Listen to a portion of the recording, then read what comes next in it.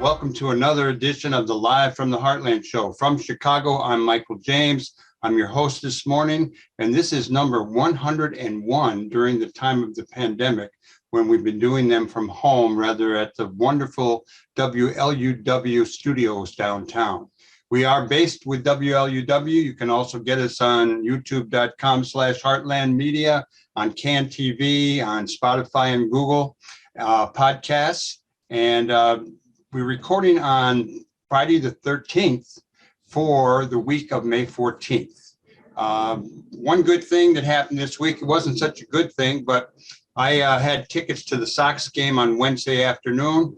I got a call from my friend who had given me the tickets saying that the game was canceled due to COVID. I said, what do you mean? We're inside. There are some people on the field.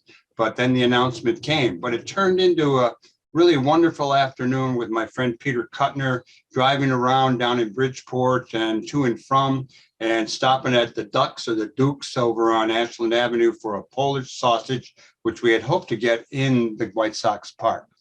On a more negative note, sadder note, challenging note, the war in Ukraine continues. It's such a tragedy to watch what's going on over there, but it is heartening to see the response. And of course, it comes back and plays politics here. People in support of the Ukraine and other people not wanting to give up the money in Congress. We'll see, but it is a very sad situation. Another sad situation is a 51-year-old Al Jazeera journalist, Shireen Abdu Aqilah, was murdered during the Israeli Defense Force raid on this past Wednesday in the city of Jenin in occupied West Bank.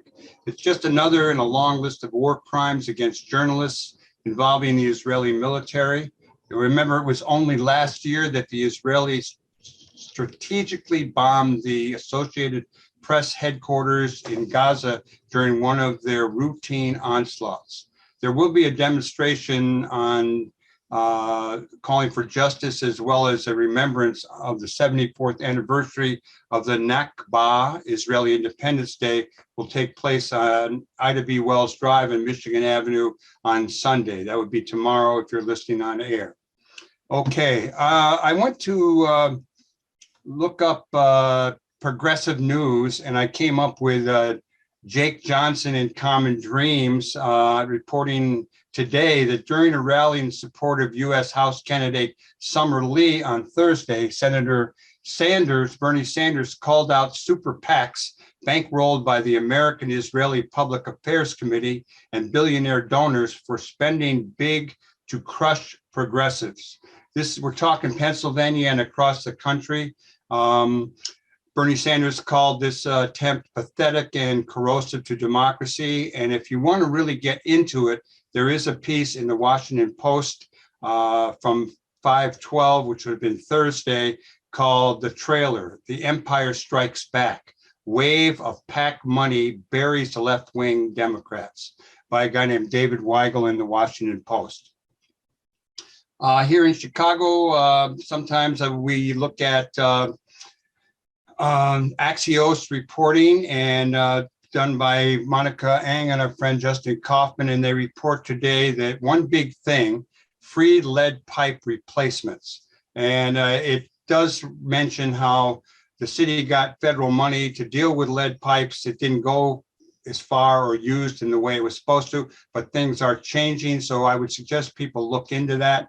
And you don't have to make that much money or that little money to get your house done. So it's something that it intrigued me, and I'm going to follow it up. Back down in Texas again, the Treasury Department has opened an investigation into Governor Abbott's use of federal funds for his border mission. Governor Greg Abbott has used COVID relief fund dollars to support the border security mission, and has come under scrutiny in Washington this week with questions from the Treasury Department. That's enough of that, but just know that Texas is in play in the governor's race. We're rooting for, if we can say that, we are rooting for Beto O'Rourke. And we got a little picture of his sign here. And probably you'll hear a lot more about the Texas race, not only from us, but other places. On an outrageous kind of a front, the Delaware State women's lacrosse team, this is a traditional, historically Black college.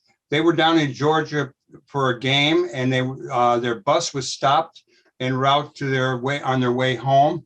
And the police used drug sniffing dogs, basically said, we know there's some weed in here. You better speak up or we're going to get in real trouble. It really was kind of outrageous. And the excuse for pulling them over was they were not in the proper lane. There's a lot of play on this one, a lot of people talking about it on air. You're going to probably hear more about it. On the labor front, a few months back, we reported that the congressional staffers wanted to organize a union, and they got a green light from the House to unionize last Tuesday. The Congressional Workers Union will now be allowed to collectively bargain, and a flurry of organizing is expected to follow the decision in the upcoming months. Here home in Chicago, the mayor's race that's coming up in next year is getting a little more crowded. Another guy named Cam Buckner, he's a state representative. He just threw his hat in the ring. The far-right candidate, John Katsundara of the union, he's the union president of Police Lodge, Fraternal Order of Police. Another candidate is Frederick Collins, a police officer. There's the mayor, Lori Lightfoot, and there's Alderman Ray Lopez. I think given that field, I still like our mayor, Mayor Lightfoot. And here in Rogers Park, Alderwoman Maria Haddon has reported that there are now flotation devices and life rings being installed along the entire shoreline just in time for the summer season. Some of you will remember last year, there were a number of people trying to get more safety enhancing measures in place along the lake, and apparently that has come to fruition. You are listening to the Live from the Heartland show, or you may be watching it. We are going to come back with our first guest shortly, and I'm really happy to bring on the show now someone I've known since 1960, and that is the one, the only Carole Travis. Good morning to you, Carole. Good morning, Michael. How are you? I'm good. First of all, I want to wish you a very happy birthday. I'm not sure of the date, but I know it's either happened or it's coming up. It's coming up. Welcome to the Ochenta Club with me. Yes, indeed. 1942. Right on. That's the year. You, me, and Bernadine, and many others. Many others. A lot of people we know are right. A lot of old people. Well, one of the things I like to do on the show is to not only talk with friends and see what they're up to and get them to report on what they've done, but to really put together a number of interviews over time with people who did good in the world, and you're certainly one of those. So I want to get you to talk about your life a little bit. You're a lifelong progressive. You've got a lot of things that you will point to in the course of this interview that you've been involved with. You come from a line of progressives. In getting your photograph to use in the promotion, it had a picture of you and it said red diaper underneath it. So tell us a little bit about where you grew up and how you became a lifelong progressive. Well, I think like most humans, we come out of the background that we were born into or rebelling against the background we were born into. And I come out of the background I was born into. So my father was a communist and an important communist, although that wasn't his big, he wasn't a public communist. Right. Because he was so important in the union movement, the Communist Party didn't want him to be out there as a communist, but he was a communist. And his third wife, his first wife died. It was a childhood sweetheart. His second wife was my mother. His third wife had been married previously and had been was very rich. And her first husband was very rich. And they did stuff all over Europe in the underground and were very close to the Spanish, the French, and the Italian underground and helped fund it and so on. My father led a seminal strike in the 1930s, but he also organized lots of locals for the UAW and for farm equipment workers, which was the left, the commie, union. And he advocated that the FE merge with UAW. Some people were against that, but he was for it. He was not sectarian in his nature. The Flint sit-down strike has a new book. You'll hold it up. There it is, Midnight in Vehicle City. General Motors, Flint, and the strike that created the middle class. And that's something that I've always understood.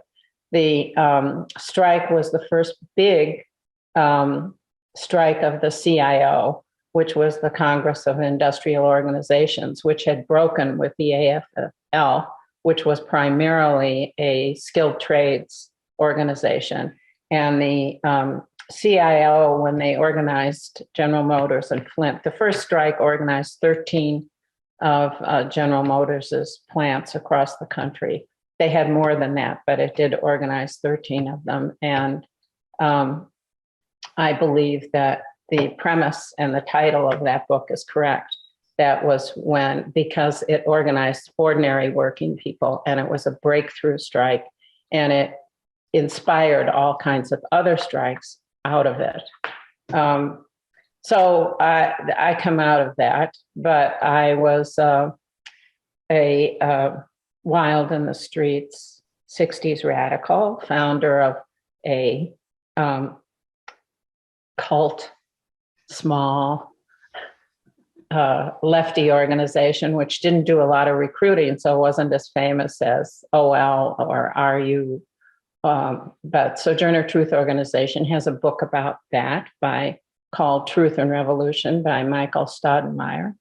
And Noel Ignatieff, then Ignatin, was one of our founders. May he rest in peace, was one of our founders also, who was with Ted Allen, one of the theoretical underpinnings of white blind spot, white supremacy, white skin privilege. That came from Noel and Ted.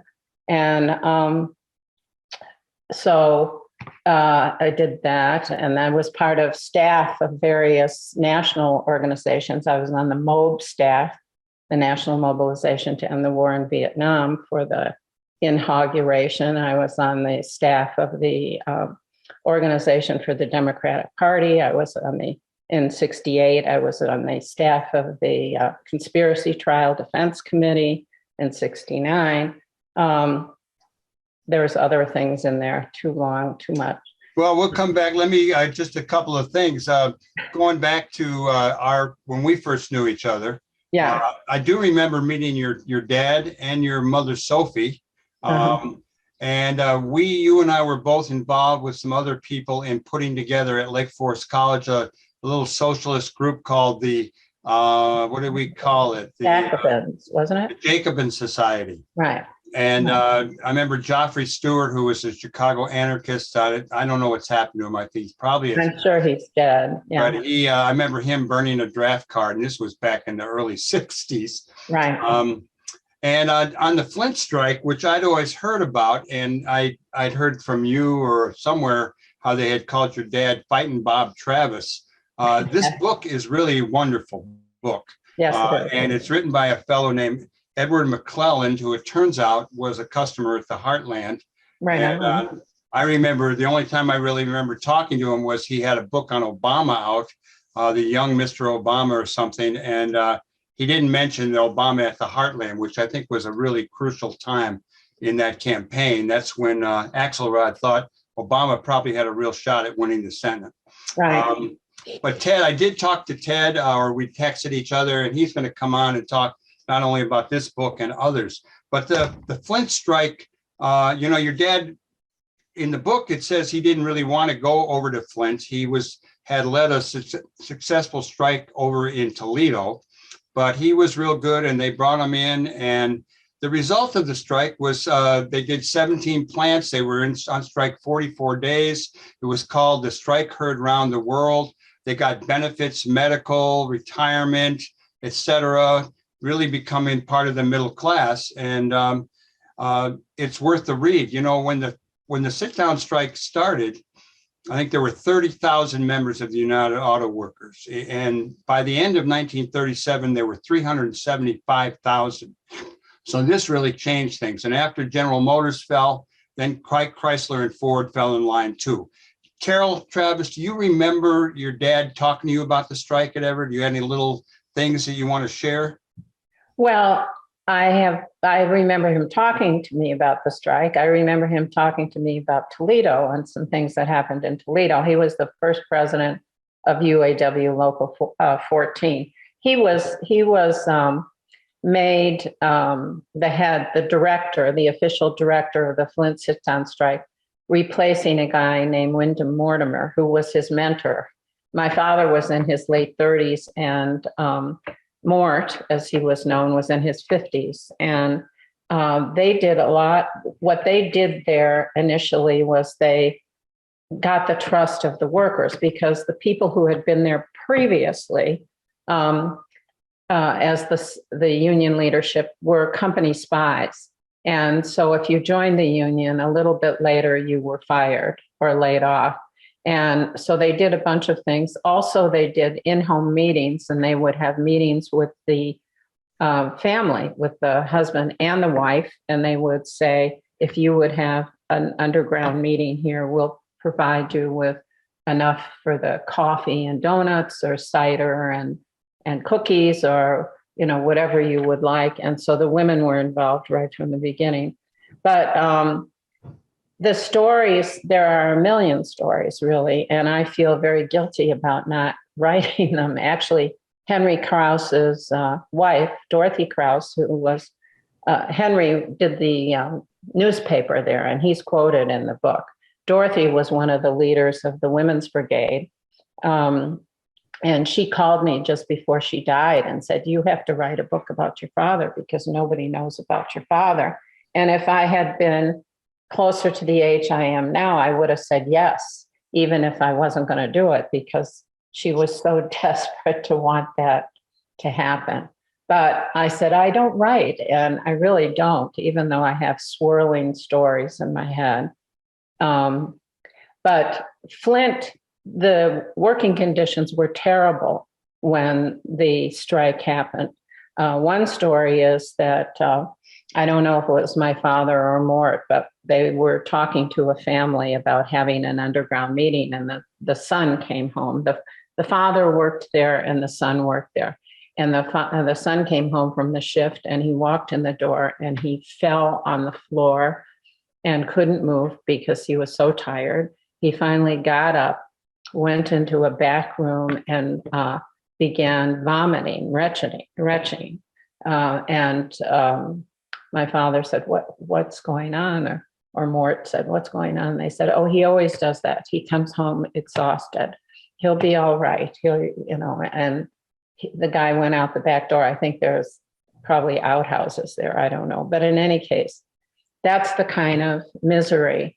The factory floors, a lot of them, not all of them, depends what floor you were in the factory, but a lot of them had dirt floors. And if you had to take a piss, you went in the corner and pissed, and then ran back to pissed in a bucket or something and ran back to the line. There's one thing in there where the foreman tells the guy he has to wait, Yeah. Well, Carole, go ahead. There were a lot of communists there, and there were a lot of socialists there.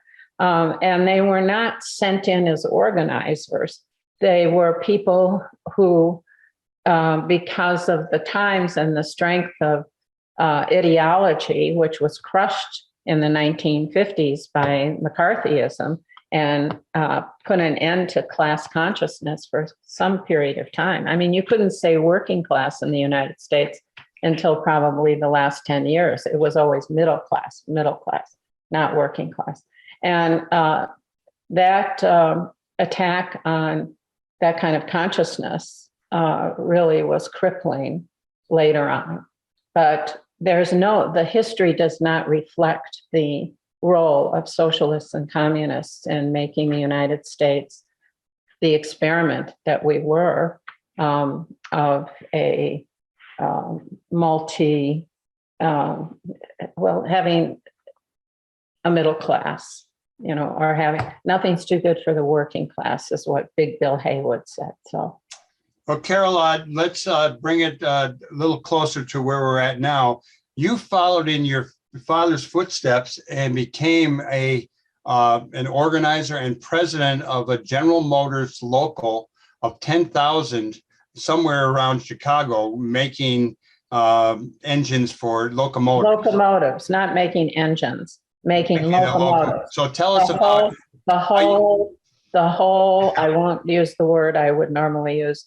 The whole damn thing.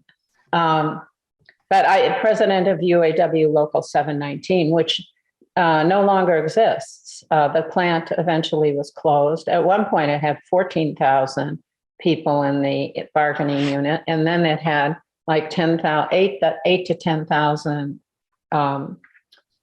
management or people, because it was a division unlike the rest of cars and trucks, which had purchasing and testing and so on done centrally. Because we were a locomotive plant, we had our own sales, our own testing, our own marketing, our own this, that, and so on. And at one point, 80% of the locomotives on the rails in the United States were from our factory. I can still recognize our things by the shape of the fuel tank. So they don't make locomotives anymore? General Motors doesn't? No. So it's just gone. Really what General Electric knocked them out by using, by their engine plant for their locomotive being made almost entirely by robots. And our work, when I worked there, which was between 72 and 92, we had great, and I still have great healthcare. I have vision, hearing, legal, in addition to healthcare, and with my Medicaid stuff, Medicare. But it was residual from what happened in 1930. Really, it was a leftover because of how strong the UAW became in the big three, and also a lot of other kinds of plants too, but Ford, Chrysler, and General Motors, yeah. So after your stint as the president of the UAW plant, you moved to California, and No. I was hired by SEIU. Okay.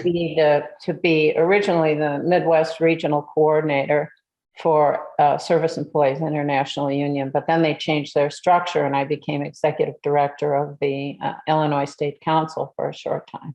And then I got transferred. I asked to be transferred to California, and they transferred me to California, and I was doing various contract negotiations in the public sector up and down the state, but mostly around Ventura, California.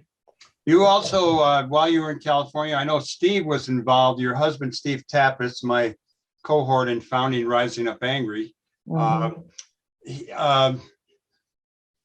He did a lot of prison work up at Pelican Bay he became very close to one particular solitary confinement guy we've now gotten out. I was a lawyer. I became a lawyer in night school starting in while I was at Electromotive Division as the president of UAW, but then continued and finished while I was the executive director of SEIU. So I'm a lawyer in Illinois, and because I was a lawyer in California, but not a member of the California bar, and because I was retired, there was a hunger strike at Pelican Bay, which is the Supermax up near the Oregon border, and a lawsuit developed as a result of the hunger strike and getting the attention of lawyers.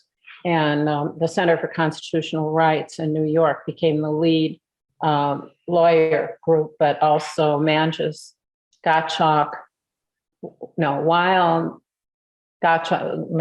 Gottschalk, which is an international firm, became our pro bono partner. So there was this incredible team of constitutional lawyers and experienced lawyers who took on the abusive use of long-term solitary confinement in the California prison system. And because I was a lawyer and recognized by the prison system as a lawyer, although not by the courts, because I lived there and was not a member of their bar, I became one of 3 lawyers who did most of the visiting with prisoners. And so I know a tremendous number of prisoners, a number of whom are out now. And most of them that we dealt with are out of solitary, even those that remain in prison. But California is the biggest prison system in the world. It's really horrible. Yeah. I mean, not as horrible as some other places, but pretty effing horrible. Well, Carole, Travis, we are living now in 2022, and the country has a pretty serious divide. There does appear to be rising consciousness in some sectors, an increase in union organizing. What's your take on our current situation, and what do you think that people should be doing? Well, I have an unusual take. I'm waiting to hear it. I actually think that there's a lot of denial on climate, and that without the planet, nothing else is going to matter. It's true that the conditions of workers are awful in some places, and that there have been some successes in organizing. But I think that, and I understand why people are in denial, because the situation feels so terrible. It feels like, why talk about that?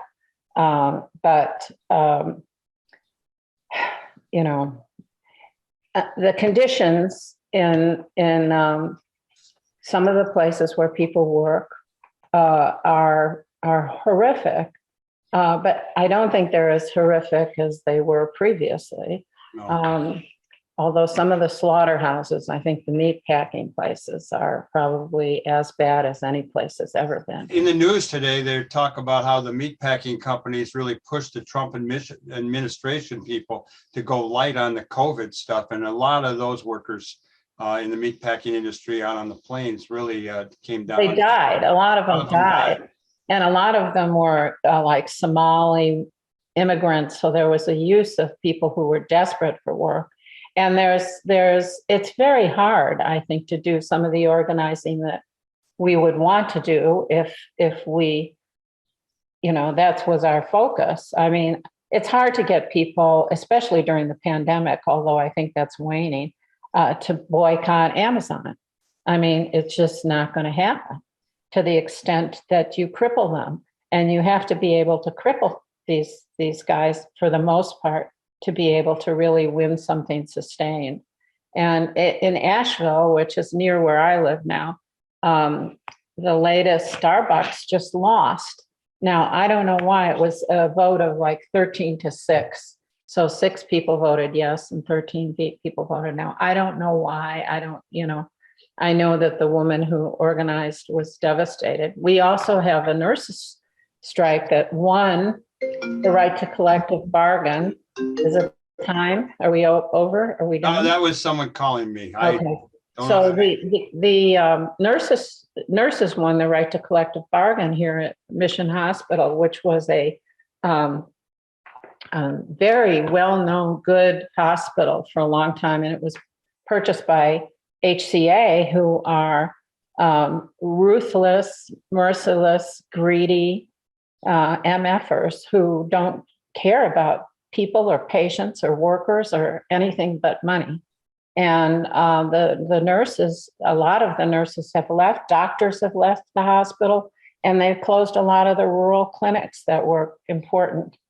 So it's very tough to organize. I mean, there are some people out there like Jane McIlvaney or whatever her name is, who thinks she's got the answer to how you do this, and that, if everybody just listened to Jane, the world would be better. I don't know anything about that. Well, don't even worry about her. Okay.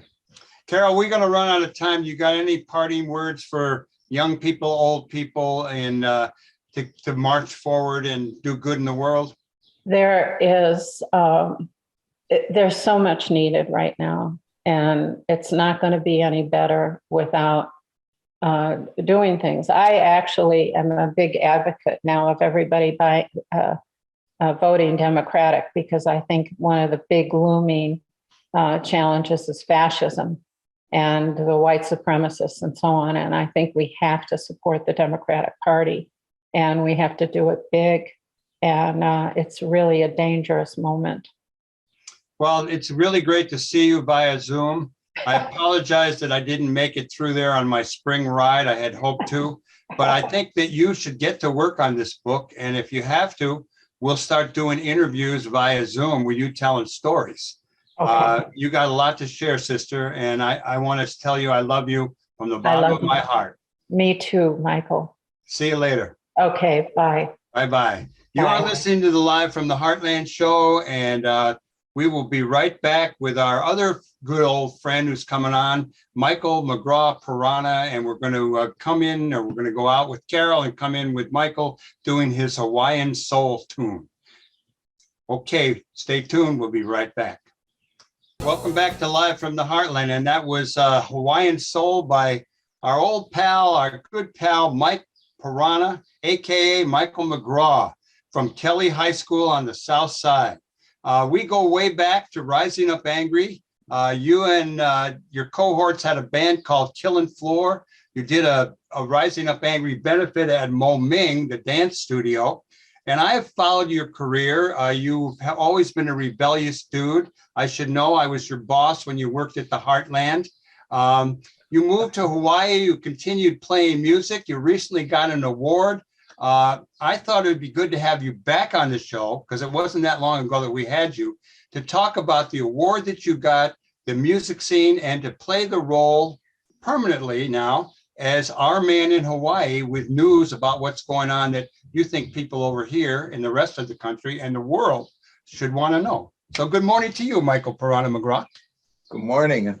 Thank you for appointing me your secret agent in the Mid-Pacific. I'm double O. You'd have an interesting perspective being out there in the middle of the ocean. I do. I love this place, obviously. I came here in 1978. Our deal was we were booked by a company called the GMA, the Good Music Agency. And believe it or not, they booked a ton of Chicago rock bands, but they were based out of Missoula, Montana, someplace I've never been. But they handled all our bookings.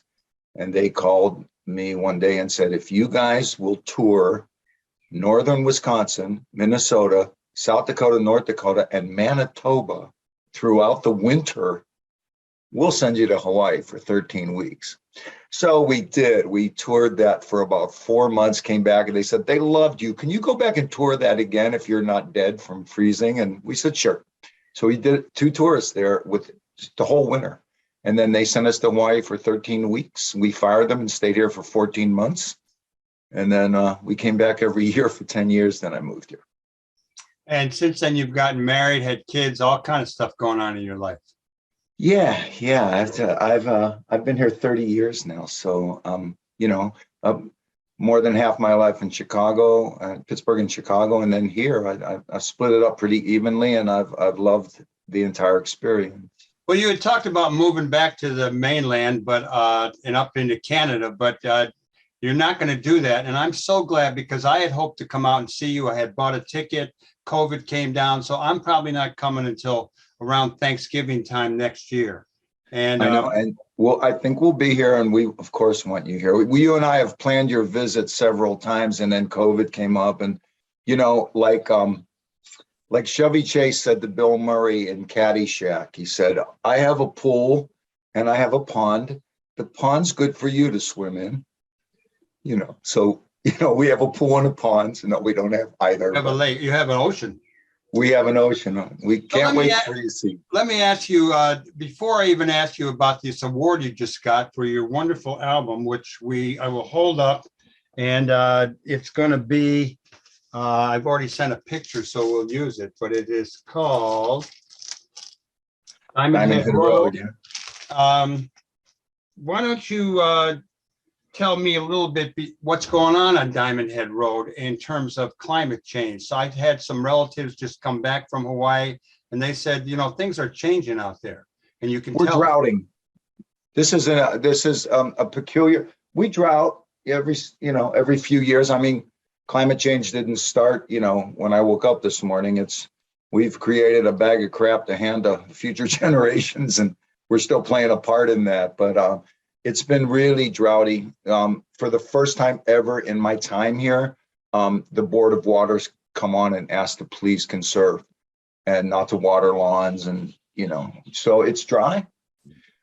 So when it does rain, it's odd weather even for us. We're still the most fortunate weather place maybe on the planet. What could beat us? Tahiti? I mean, didn't you have a water issue too with the government and some water with U.S.? Yeah, the Red Hill tanks were getting filled with petroleum of some source from a leak on the Red Hills owned by the Army. And then and there was some kind of I don't have all the details. I kind of tune that stuff out because the news agencies here just focus and focus and focus on it, and I'm kind of done with it. Yeah, the military did not address a leak that was getting into the water that the military families on base were using for their water, and it was making children sick and adults sick, and they had to shut down the tanks. Finally, the governor shut it down. Tell us a little bit about the music scene and this award you got just recently for your album Diamond Head Road. Well, we got put into a coma like everybody else during the COVID pandemic, the shutdown. There was no live music, there was no hotels. So, we're 90% dependent on visitors. I mean, we even get our pineapples from the Philippines. Okay, we don't grow them here anymore, really, and yeah, we depend on visitors for our entire livelihood. I mean, you could get on H1 here, and why there's an interstate in Hawaii, I'll never be able to figure out. But you can get on Interstate H1, and if you count the 18-wheeler trucks, you're still going to have room on your hand. We don't do much hauling, much of anything except make sure people are really happy when they get here. Now, other stuff goes on, of course. There's some agriculture and all that, but we really are a visitor's mecca. So we got hit hard. The musicians we have a ton of great musicians here. It's one of the reasons I stayed. There's guys unloading ships from Young Brothers that come in to dock in the piers that sit down on their break and play virtuoso ukulele and guitar during lunch. And they have voices like angels. It's an incredibly musical place. So I felt like I was right at home all the time when I was here. And I offer the rock, and they call me the rock guy. It's the OG, the rock guy. There he is, So it's a role I like. I like filling, and most of the album, you got a lot of people on this album, and I remember you talking about you were really excited. So what do you got? How's it doing? It's flying off the shelves like a herd of turtles stampeding through a cloud of pancake batter. People don't do much hard copy anymore, but it got real good reviews, and it comes well recommended. We did a show where I performed the entire album on January 14th. A couple musicians flew in for it. Gary Lux, my mixer, flew in from Los Angeles to play bass. Tom Piranha flew in from Portland to play drums and sing, and Steve Utstein, a virtuoso keyboardist and cellist, flew in from San Francisco. We filled the house, and that was right when the restrictions were lifted. There was still masking while walking through the club restrictions, masks off at the table but we packed the club. I didn't hear anybody got infected from it. The first thing I asked from the stage was, if you get up, and I want you to get up and have cocktails because it makes our club owners happy, mask up. And everybody did, and they even masked up to dance. So we managed to put that across. We had a great celebration. And, here, I mean, Jack Johnson lives here. He sold 30 million copies of everything he's recorded. If he walks into a place, Hawaii's different. Nobody bothers him. Hey, Jack. There's no that whole hero worship, idol worship thing. It's really never taken hold here. It's just cool. Jack Johnson, tell me who this Jack Johnson is, because I know the fighter Jack Johnson was buried on Jack Johnson's a very famous at recording. Irving Park and Clark Street in the Jewish cemetery. Yeah, this guy is just a handsome surfer that writes great songs and lives up in on the North Shore in Waimea, and he sold 20 million copies of his stuff. Wow. I mean, I'll send you some links there, Gramps. One of the songs that you have, I don't know if it's this album or another album, but it's about Sherman, General Sherman of the Civil War. Yeah. And tell us a little bit about your interest in Sherman. I read books on the Revolutionary War and Civil War history. I'm extremely interested to see if the situation was never changing as far as the division in this country. And it's pretty true that it's always been pretty much percentile wise exactly how it is now. But I'm a huge devotee of Ulysses Grant. I think he was the most altruistic and well-intentioned president, along with Lincoln and Washington. There was nobody like Grant. He saved the Union. In fact, I just finished a book called The Man Who Saved the Union. And before that, I read Fierce Patriot, the William Sherman book. And they were just, I mean, notwithstanding the way that the Native Americans were treated, because that was just a whole nother case. They saved the Union. They made sure that the right side won, and they were fiercely patriotic and altruistic people. And Sherman we wouldn't have won. Like I wrote in the last verse of that, if it wasn't for the steel of Uncle Billy, it might be Jefferson Davis on your $5 bill. And that's true.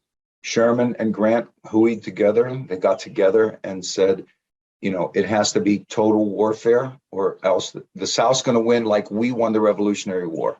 We avoided the British on large territory and wore out their money. So they said, screw it, and they quit. The North would have done that if the South would have played guerrilla warfare, but Sherman and Grant didn't let them.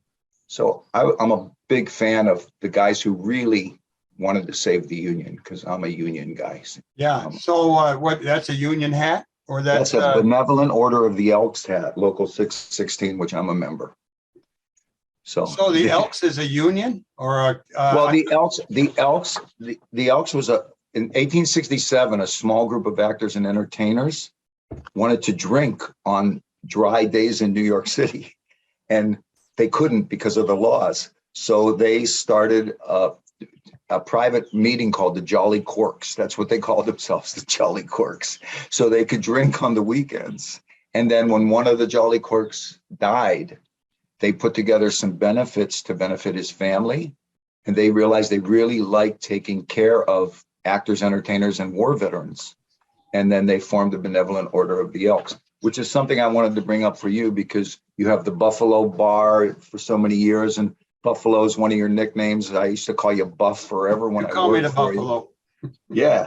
So the vote was to be the Benevolent Protective Order of the Buffalo, and it got outvoted by 8-7 to be Elks. And whenever I see an old Honeymooners episode and they have a meeting of the raccoons, I think of you, because Buffalo, raccoon, elk, it's all there. I like Elks too, and there's a certain tequila, I forget the name of it, but it has an elk on it that I do participate in once in a while. Let me ask you a little bit. You mentioned, I think, well, maybe you didn't, but there are Native people in Hawaii, and there was this kind of a split sometimes between the Native population back in the day, maybe still, and the later comers. And recently, in all this stuff about the number of Native American kids who died in boarding schools, they include people from Hawaii in that. Yep. So I just wonder if you could address in the time we have left, what's it like on the island with the people and the Native community, people getting along, et cetera, et cetera. Well, the spirit of aloha, which is love and acceptance, aloha literally translated from Hawaiian means alo is face to face, and ha is your being or your breath. So breathing face to face, that is how they describe love. So the spirit of aloha has always been alive here, and the acceptance, even between factions that aren't happy with each other, has always existed. But Sanford Dole raped this empire, and that's still trying to be resolved. I mean, Grover Cleveland was president when the rebellion happened, and the Hawaiian palace was charged, and Queen Liliuokalani was put under house arrest, and Dole and the other planters took over the island. And Grover Cleveland said, "Give it back to the Republic of Hawaii." And Sanford Dole said, "No, come get us." It's the late it's 1897. Send ships, and it was just impossible to enforce. It was the furthest away place in the world to most Americans, and Dole saw what it was and got together with his cohorts, and that resentment has simmered for 150 years. My dad, his father worked for Libby, and my dad used to have summer jobs, and at sometime in the late teens, he was, I think, on Molokai working on a pineapple plantation. And he used to tell us about how he could look down and see the leper colony from where he was. So I'm looking to come to Hawaii. I'm going to come and sleep on your couch. And, it'll be fun, Mike. We got a bed for you. Okay.